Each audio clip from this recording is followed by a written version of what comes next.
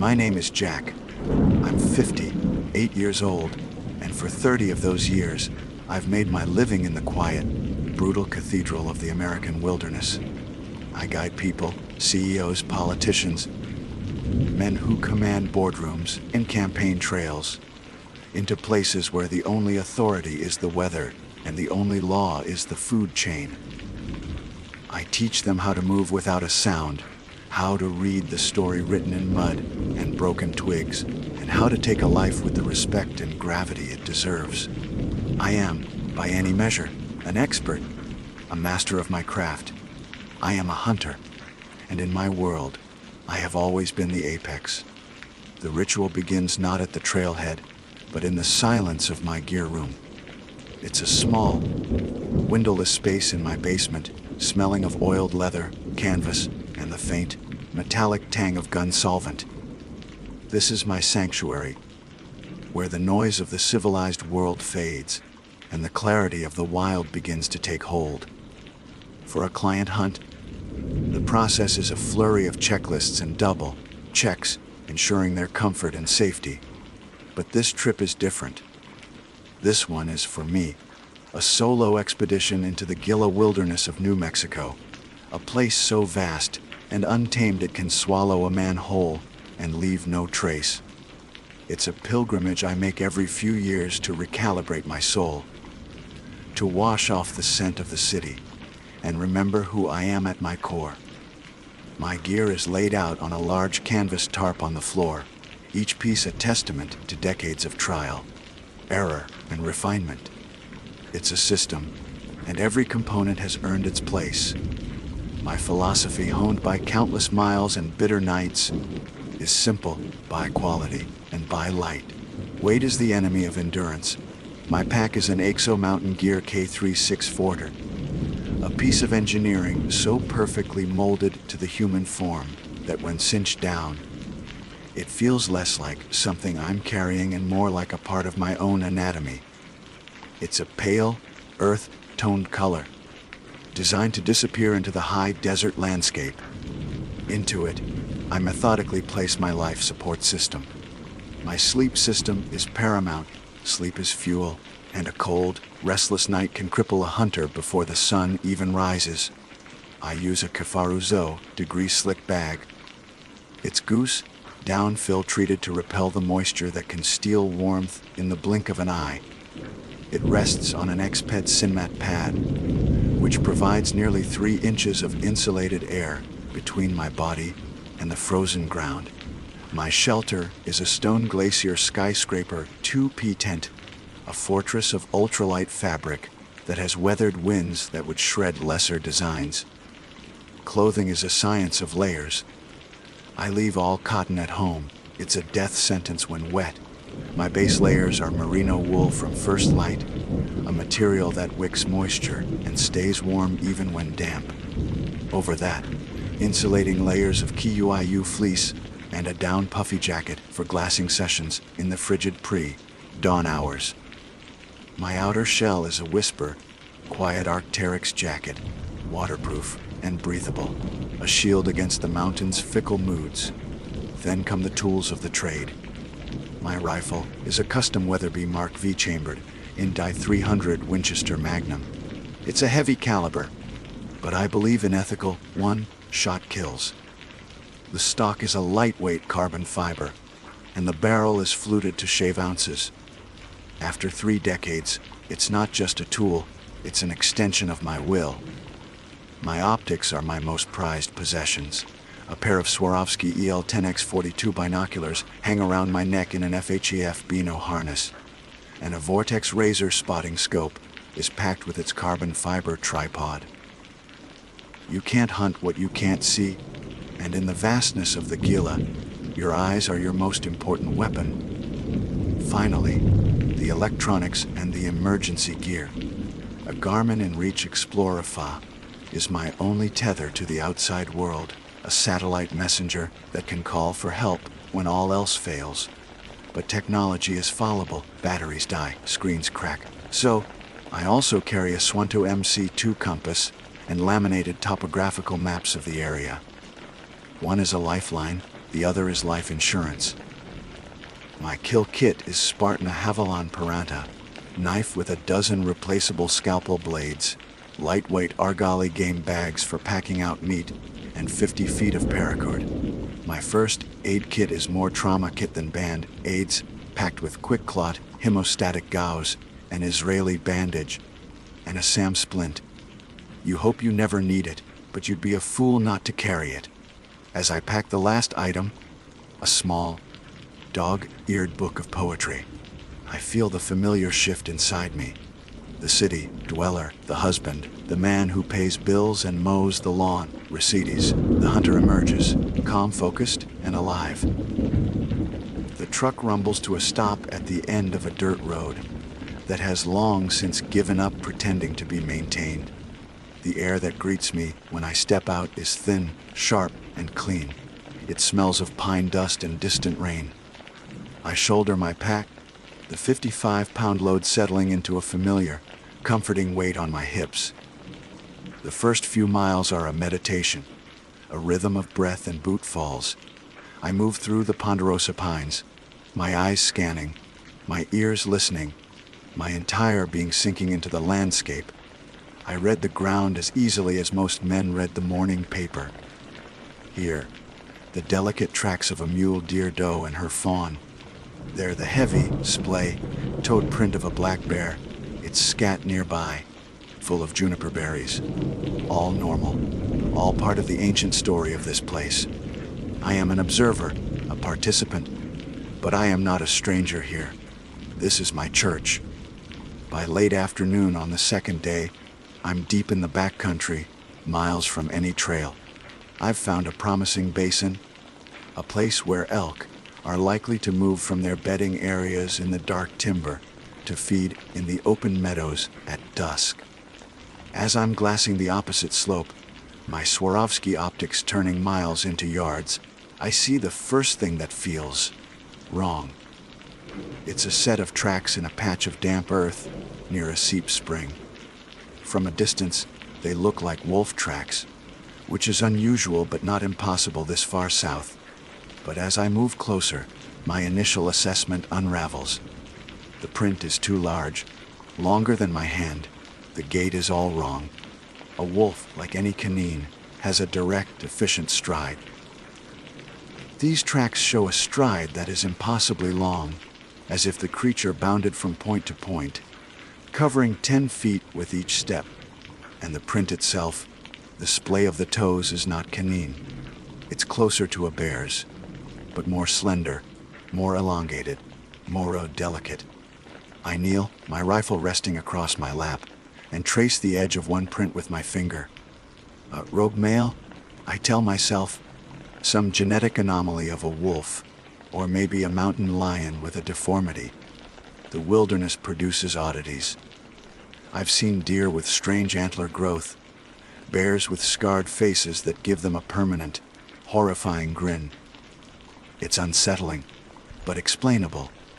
I file it away in my mind, a curiosity, and continue my climb to a higher vantage point. The feeling of being watched starts as a prickle on the back of my neck. It's a common sensation in the wild, a primal instinct that warns of a predator's gaze. I've felt it 100 times, usually before spotting a mountain lion sunning itself on a rock, or a coyote slipping through the brush. I stop, raise my binoculars, and slowly scan my back trail. Nothing. Just the wind whispering through the pines and the vast, indifferent sky. But the feeling doesn't fade. It intensifies. It's as if the entire forest has become an eye, and I am its sole focus. The normal sounds of the woods, the chatter of squirrels, the call of a Steller's jay, subside into an unnatural, listening silence. It's not the peaceful quiet of dusk. It's a dead, expectant hush, as if the world is holding its breath. I make camp an hour before sunset, choosing a small, defensible clearing with a rock face at my back. The routine is automatic, a muscle memory of efficiency. Tent up, sleeping bag unrolled, stove lit for a quick freeze-dried meal. But tonight, The familiar actions feel hollow, a pantomime of safety. The silence is a physical pressure against my eardrums. Every snap of a twig in the cooling air makes my head whip around, my hand instinctively going to the pistol on my hip as I sit by my small MSR stove, watching the water boil. I use my binoculars one last time to glass the opposing ridge. And that's when I see it. For just a second, a shape detaches itself from the deep shadows of the timberline. It's not an animal. It's tall, impossibly thin, and it moves with a fluid speed that makes the hair on my arms stand up.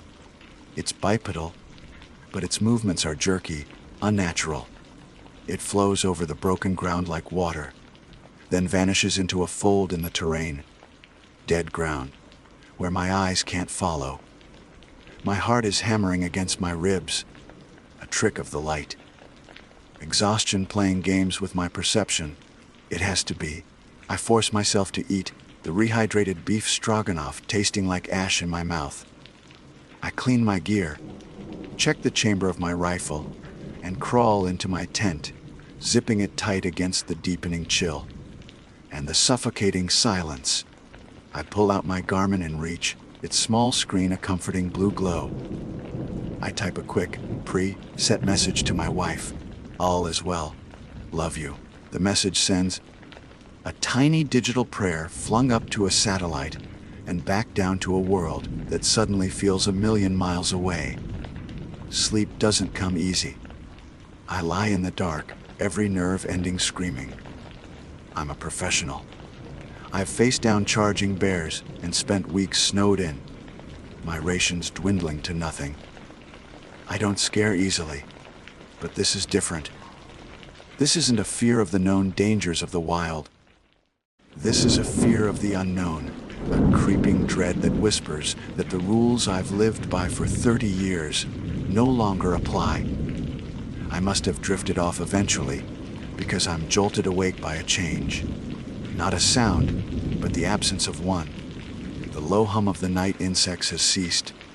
The silence is now absolute, profound, like the inside of a tomb. I hold my breath, straining to hear. Nothing slowly, silently, I reach for the zipper on my tent. My hand is trembling slightly, a betrayal I find infuriating. I pull it down just an inch, then another, creating a small slit to peer through. The moon is high, casting a pale, skeletal light over the clearing. Everything looks the same. The fire pit is a circle of cold ash. My pack leans against the rock face where I left it. Then I see it. Just at the edge of the moonlight, not 10 feet from my tent, is a single, perfect footprint in the soft, damp earth. It wasn't there when I went to sleep. My blood runs cold. It's massive, larger than the strange tracks I saw earlier. It is long, narrow, and distinctly humanoid, but with an arch so high it seems biomechanically impossible. There are no claw marks. It is not the track of any animal I know. It's not the track of any animal that should exist. And it is alone. A single print pressed deep into the ground. It's not part of a trail. It's a statement. A deliberate, calculated placement. It's a marker. In that moment, 30 years of experience, of confidence, of being the apex predator, evaporates into the cold night air. The prickling on my neck was real. The listening silence was real. The shape on the ridge was real. I am not alone, and I am not the hunter. My world, once measured in the vast, reassuring scales of ridgelines and watersheds, had shrunk to the 10 feet of space between my tent and that impossible footprint. The cold wasn't just in the mountain air anymore. It was a paralytic venom in my veins. For a full minute, I didn't move. I didn't breathe. I was a statue of pure, unadulterated fear. My mind a screaming vacuum where 30 years of confidence and expertise had just been violently extinguished. My training, the bedrock of my identity, fought for control. Analyze, assess, act, My brain, a machine honed for survival, cycled through possibilities, each more ludicrous than the last. A prank, out here, 20 miles from the nearest road. Impossible. A bear. I'd seen thousands of bear tracks. This was no bear. The print was too long, too narrow, the arch impossibly high. It was the track of something that walked on two legs, something with a weight and stride, that defied the laws of biology as I knew them. The single, deliberate placement was the most terrifying part. It wasn't a trail to be followed. It was a message. I was here. I watched you sleep. I can reach you whenever I want. The hunter becomes the hunted. It's a phrase thrown around in stories, a thrilling trope for an evening's entertainment. When it becomes your reality, the thrill is replaced by a cold, gut-wrenching certainty that your life is no longer your own. Panic is a flash flood. It rises fast and threatens to sweep away all rational thought. My heart hammered against my ribs, a frantic drumbeat against the suffocating silence. My breathing was shallow, my vision tunneling until the footprint was the only thing in my universe. This is the fight or flight response, a primal circuit hardwired into every living creature. For the first time in my life, every instinct screamed flight. With a surge of adrenaline that made my hands tremble, I moved. There was no thought of the elk I came for, no thought of the pilgrimage. There was only one goal: get out. Survive. Breaking camp, a ritual usually performed with meditative calm, became a frantic, clumsy scramble. I jammed my sleeping bag into its stuffed sack, the high-tech fabrics whispering in protest. My hands, usually so steady, fumbled with the tent poles. I kept glancing over my shoulder, my eyes scanning the tree line, the rock face, the oppressive shadows. The feeling of being watched was no longer a subtle prickle. It was a physical weight. A pair of unseen eyes boring into my back. The woods were dead silent, an unnatural hush that felt like a held breath. Pack on, cinched tight, rifle in hand, safety off. I didn't even bother with the freeze. Dried breakfast I'd laid out. The thought of food was nauseating. My body was running on a purer, more potent fuel: fear. I took one last look at the footprint, a perfect, mocking glyph in the dirt. Then I turned and began to move, not with the measured pace of a hunter, but with the desperate haste of prey. My plan was simple: follow my own path back, get to the truck, and drive until the mountains were a distant memory. But the creature wouldn't make it that easy. It was intelligent. It was a predator that enjoyed the chase. I began to employ every counter, tracking skill I had ever learned.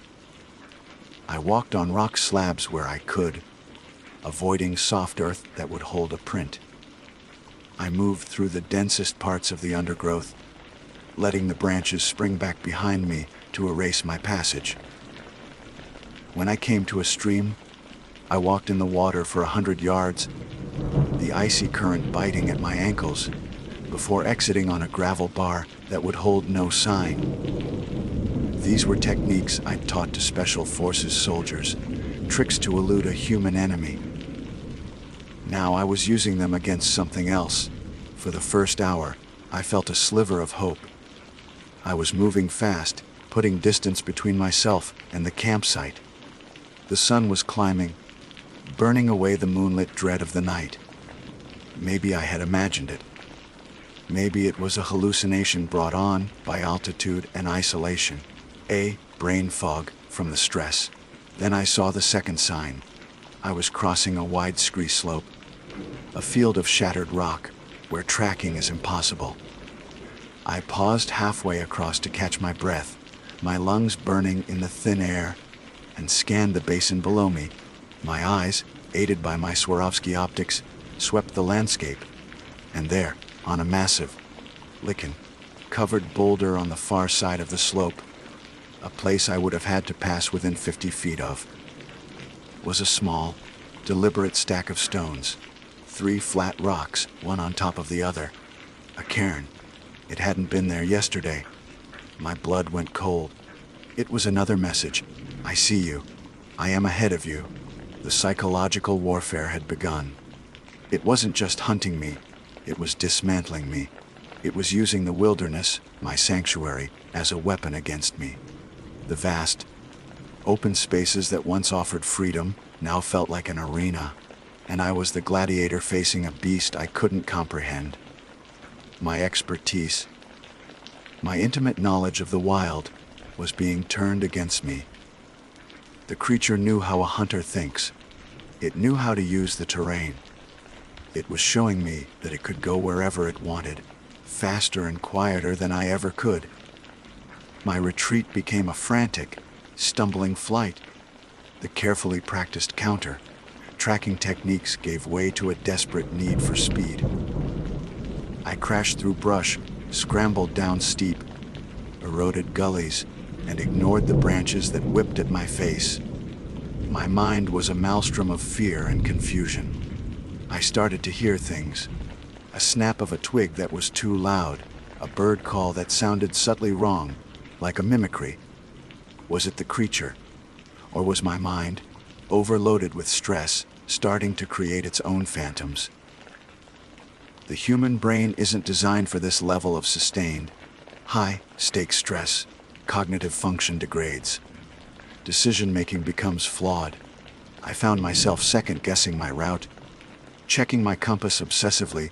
My confidence in my own legendary navigational skills shattered. I was becoming disoriented, not just in the landscape, but within my own mind. By late afternoon, I was physically and emotionally spent. I stumbled into a small clearing, my legs shaking with exhaustion. I had to rest. I dropped my pack and leaned against a massive pine, my rifle across my lap, and tried to force myself to drink water and eat a protein bar. As I sat there, a wave of utter hopelessness washed over me. I was an expert stripped of his expertise, a master reduced to a terrified amateur. I felt a profound sense of isolation, a loneliness so complete it was a physical ache. That's when I heard the whistle. It was a single, clear, melodic note that cut through the air. It wasn't a bird. It wasn't the wind. It was deliberate. It sounded almost human, but with a strange flute-like quality. It came from the ridge above me, the same direction I had just come from. I froze, the half-eaten bar turning to cement in my mouth. The sound was repeated, closer this time. It was toying with me. It was hurting me. I looked around the clearing, my eyes wide with a new, dawning horror. The terrain here was different. The trees were thicker, the ground a tangled mess of fallen logs and deep shadows. It was a natural funnel, a perfect place for an ambush. It had driven me here. In that moment, something inside me snapped. The fear was still there, a cold, hard knot in my stomach. But it was joined by something else: rage. A primal, cornered animal fury. The part of me that had been a predator for 30 years, the part that had refused to be prey, roared back to life. I was done running. Flight was impossible. It was faster, it was smarter, and it owned this wilderness. If I continued to flee, I would die exhausted and terrified in some dark corner of this forest. My only chance was to stop being the prey. I had to fight. I had to turn the tables. I had to make this thing, whatever it was, see me as the threat. My eyes scanned the clearing, no longer with the panicked gaze of the hunted, but with the cold, calculating assessment of a trapper. I saw the deadfall, the narrow game trails, the thickets that could provide cover. My mind, which had been a chaotic storm of fear, suddenly became sharp, focused. The terror was still there, but now it had a purpose. I picked up my pack, my movements no longer frantic, but deliberate. I wasn't retreating anymore. I was choosing my ground. I would use every ounce of my skill, not to escape, but to lay a trap. I would turn this clearing into a killing field. The hunter was going hunting one last time. The rage was afire, but it didn't burn wild. It settled into a cold, blue flame in the pit of my stomach, a focused point of heat that cauterized the weeping wound of my fear. For 30 years, I had been the one who set the terms of engagement. I was the ghost in the trees, the patient shadow, the final, decisive authority at the end of the food chain. That part of me, the apex predator, had been dormant, cowed by a terror so profound it threatened to unmake me. Now it was awake. I was no longer prey. I was a trapper. And this clearing was my territory. My mind, which hours before had been a chaotic swirl of panic and cognitive fog, was now ruthlessly clear. The fight, or flight response, had been a debilitating flood, but now, with the decision made to fight, the adrenaline became a tool. My senses, which had been overwhelmed and untrustworthy, sharpened to a razor's edge.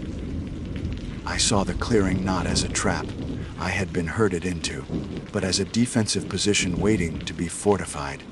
The terrain became a blueprint for survival. A thicket of dense alder bushes on the east side, perfect concealment. A steep, rocky outcrop to the west, difficult to climb silently. A natural funnel of fallen logs to the south, the direction I'd been driven from, and to the north, a small, gurgling stream that would mask sound and offer an escape route, however slim. It was a natural fortress, and I was about to become its architect. The work began. I moved with a grim, silent efficiency, every action honed by decades of wilderness living. First, the decoy. I pitched my stone glacier tent in the most visible part of the clearing, leaving the rainfly slightly askew, as if erected in haste. Inside, I stuffed my empty pack and some spare clothes into my sleeping bag to create the rough silhouette of a sleeping man. It was a crude scarecrow, but in the dark, it might buy me a few precious seconds. Next, the perimeter. I unspooled 50 feet of my PMI paracord, its thin, strong line a vital resource. Using my Havilon knife, I scavenged the empty tin from my boiled meal and a few flat stones. I rigged 3 simple tripwire alarms, stretching the cord low to the ground at the most likely avenues of approach. A tug on the line would send the stones clattering against the tin. A primitive system, but in the dead silence of the woods, it would be as loud as a gunshot. One went across the game trail in the funnel of logs, another near the stream, and the third guarding the approach from the east.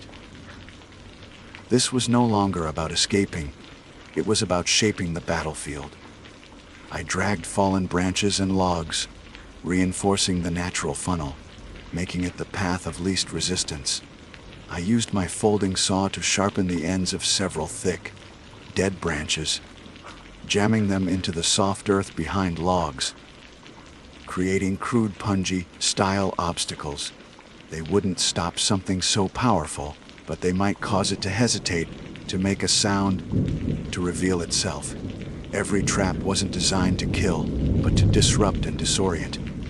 This was psychological warfare, returned in kind. My primary position was the alder thicket. It offered the best concealment and a clear line of sight to the decoy tent and the main funnel. I crawled inside, clearing a small space, my movements slow and deliberate to avoid snapping a single twig. From here, I had a stable rest for my rifle. My Weatherby felt heavy and solid in my hands, a comforting anchor of machined steel and lethal potential. I chambered around, the snick of the bolt a final, declarative statement. I was ready. As dusk began to bleed through the canopy, the world transformed.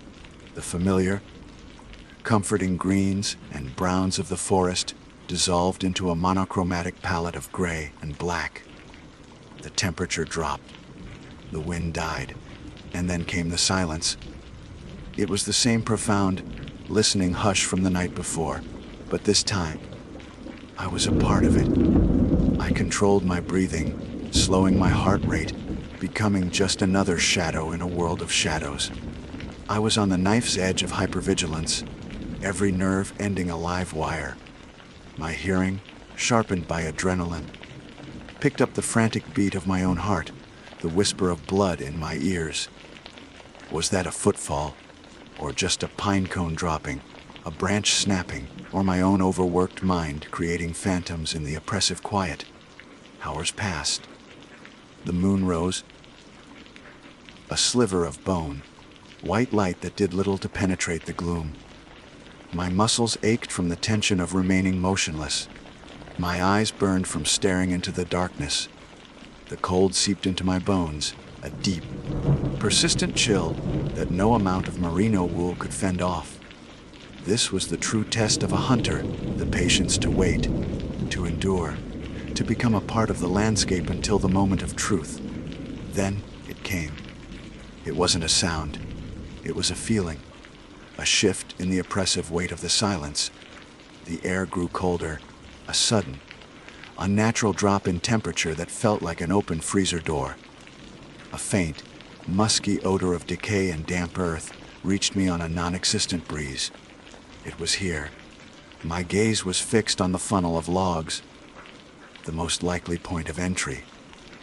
My rifle was shouldered, the crosshairs of the scope a ghostly etching in the low light, centered on the kill zone I had established in my mind. But the creature was smarter than that.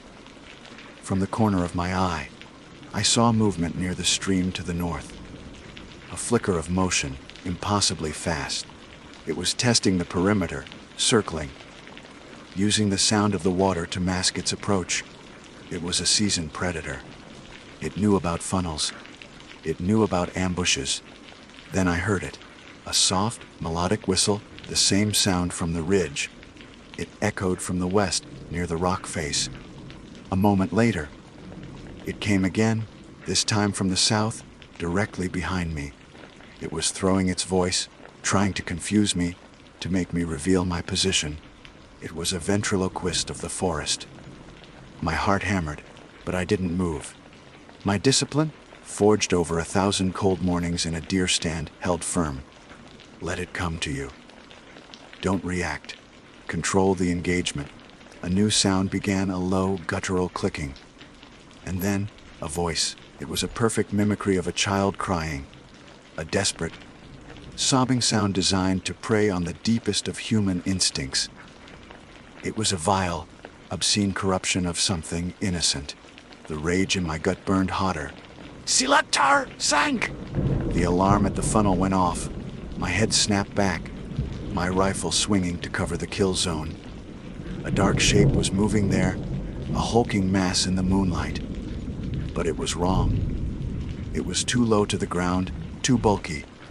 It was a black bear, panicked and confused, blundering through my carefully laid trap. The creature had flushed it, driven it forward to spring my defenses, to draw my fire. It was a feint, a tactical maneuver.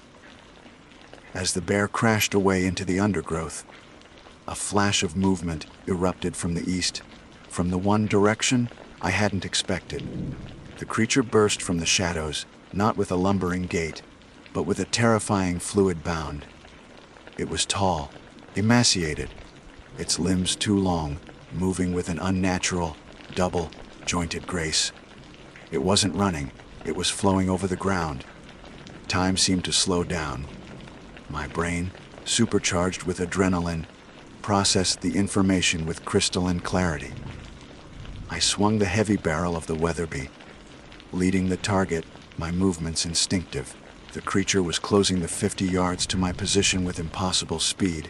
I fired. The roar of the Bive 300 Win mag shattered the silence. A thunderclap in the enclosed space. The muzzle flash lit the clearing in a momentary, hellish tableau. I saw the creature, its face a pale, featureless oval, its eyes black pits of malevolence, stumble as the 200-grain bullet slammed into its shoulder. It shrieked. It was not the sound of any animal. It was a high, piercing wail of metallic rage, that vibrated in my bones and made my teeth ache. It didn't go down. It barely slowed.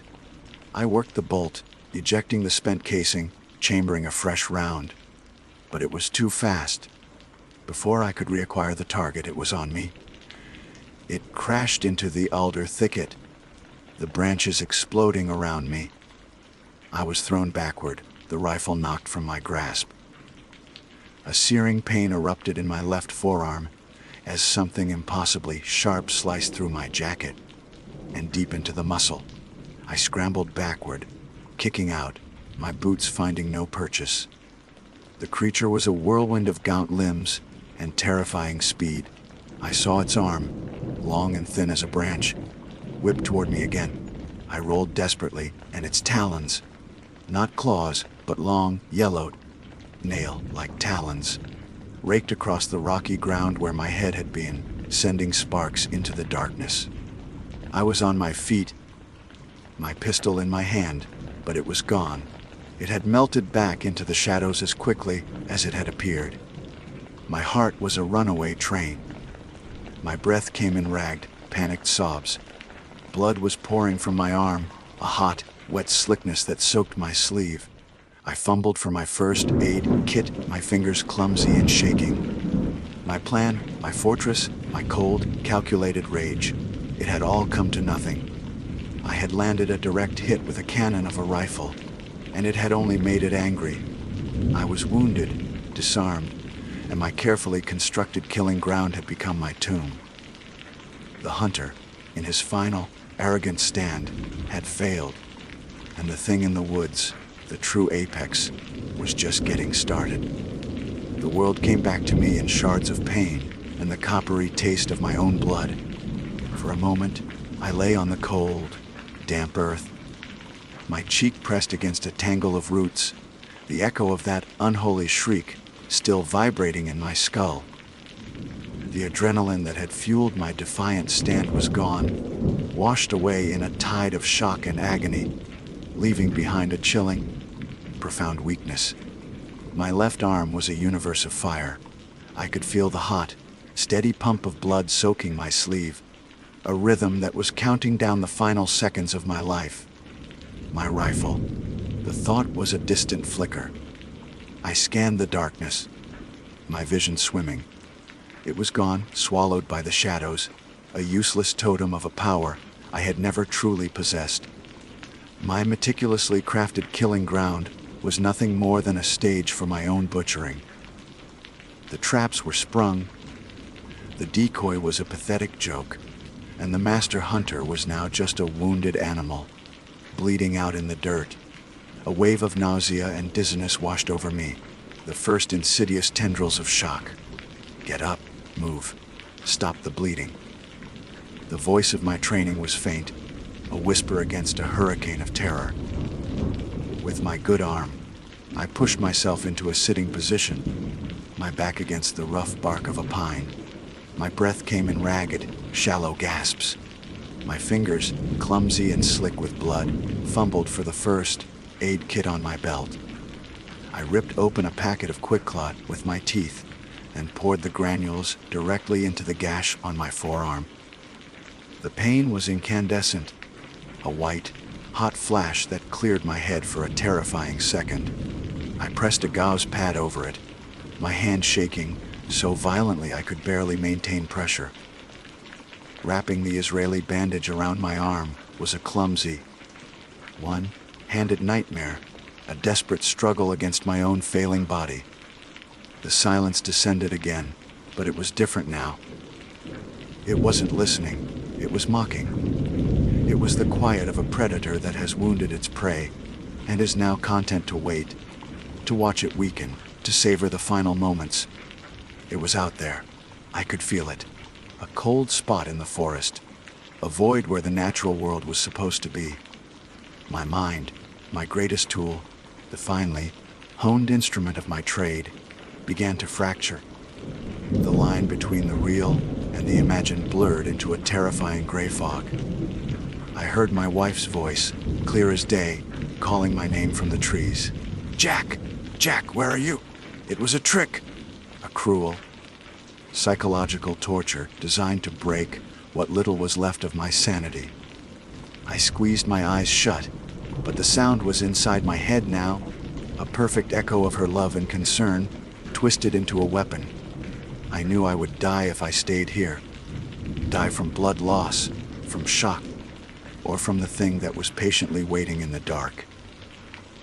My only hope, my last, desperate tether to the world of the living, was the small, blue glow of the Garmin in reach in my pocket. The SOS button, a digital scream for help. But the thought was laced with a new, chilling fear. This creature was intelligent. It had shown tactical cunning, using feints and psychological warfare. What if it understood? What if it knew what that device was? What if calling for help was just ringing the dinner bell? The question was irrelevant. Staying was certain death. Moving was a sliver of a chance. I staggered to my feet, using the tree for support. The world tilted violently, and for a moment, the darkness swarmed my vision. I leaned against the trunk, waiting for it to pass, my body trembling with exhaustion and blood loss. I had to leave everything. The pack, the tent, the last vestiges of my life as a hunter. I had only my pistol, the hastily bandaged arm, and the clothes on my back. I began to move, a stumbling, lurching parody of my former self. I didn't run. I couldn't. Every step was a negotiation with pain and gravity. I headed north, away from the clearing, toward the high ridge I had planned to glass for elk what felt like a lifetime ago. Higher ground. A clearer signal. That was the desperate logic that propelled me forward. The forest became a labyrinth of shifting shadows and imagined threats. Every rustle of leaves was the creature's footfall. Every snap of a twig was its talons scraping on rock. The mimicry started again. Closer this time, a baby crying to my left. The whistle, high and melodic, from somewhere up ahead. It was hurting me again, playing with me, the cat with the broken, winged bird. It was stripping me of my humanity, reducing me to a terrified animal, and it was enjoying the process. Hours bled into one another. I don't know how long I walked. The moon set, and the world plunged into the absolute blackness that precedes the dawn. I fell, my legs giving out, and slid down a short, steep embankment of loose scree. I came to rest at the bottom, my body a symphony of new aches and bruises. The fight was gone. The rage was a cold, dead cinder. There was nothing left but a hollow, aching despair. This was it. This was the end of the trail. With my last reserves of strength, I pulled the Garmin from my pocket. The screen glowed, a defiant spark of technology in a world that had become ancient and primal. My fingers, numb and clumsy, fumbled with the cover of the SOS button. I pressed it. A message appeared on the screen. SOS vitaid. AW Paus. I lay back, my head resting on the cold stones, and stared up at the starless sky. I had done it. My last desperate message in a bottle, cast into an ocean of night. Now, all I could do was wait. Would it be rescue, or would it be the creature? The silence that followed was absolute. The mimicry stopped. The feeling of being watched intensified into a crushing weight. It knew. A shadow detached itself from the deeper darkness of the tree line. It didn't rush. It didn't bound. It walked. It moved with a slow, deliberate grace, as if it had all the time in the world. It stepped into the faint, pre-dawn light, and I saw it clearly for the first time. It was impossibly tall and thin, a stick figure silhouette of charcoal gray against the lighter gray of the sky. Its limbs were too long, its joints bent at unnatural angles. Its head was a smooth, featureless oval, devoid of hair, ears, or a nose. And its eyes, they were not eyes. They were pits, holes of absolute blackness that seemed to drink the light. It stopped 10 feet away and stood over me, a silent, skeletal monument to a world of ancient hunger and cosmic indifference. It tilted its head, a slow, curious gesture. The air grew cold, a stench of damp earth and decay washing over me. My Garmin buzzed in my hand. I looked down. A new message glowed on the screen: Rescue Inbo UND, Odoan. A flicker of hope, insane and desperate, flared in my chest. I looked back up at the creature. It was still watching me, its black, pit eyes seeming to stare directly into my soul. Then, it did something that shattered the last remnants of my reality. It raised one of its long, thin arms and pointed a single, talon-like finger at the Garmin in my hand. And it spoke. Its voice was not a mimicry. It was my own. Perfect, resonant copy of my voice, filled with a calm, chilling authority. "No one is coming for you, Jack." It took a step closer. Epilogue search and rescue case file FEN 734 date, October 18, 2023 subject: Jack Riley, 58, led Deputy Miller, Gila County Sheriff's Office. The search for John Riley was officially suspended today, after 7 days. His vehicle was located at the Gila Cliff Dwellings National Monument Trailhead, where he signed the register for a 10-day solo trip. On day 5 of the search, a hasty team located what is believed to be Riley's final campsite, approximately 22 miles from the trailhead. The site showed signs of a violent struggle. A high-end tent was torn apart. A backpack and other expensive gear were abandoned. A significant amount of blood was found on the ground and on a nearby tree, later confirmed by lab analysis to be Riley's.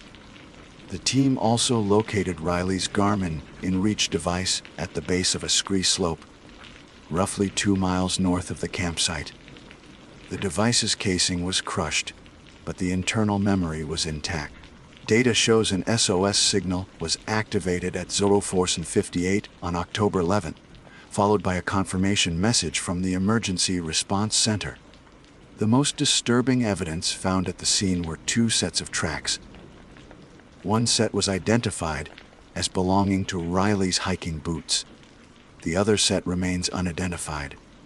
The prints are humanoid, but measure over 18 inches in length, with a stride that suggests a bipedal gait of impossible length and power. The 2 sets of tracks, Riley's and the unknown prints, led away from the crushed Garmin device, side by side. They continued north for another half-mile before disappearing onto an expanse of solid rock, leaving no further trace. The official cause of disappearance is listed as unknown, presumed animal attack,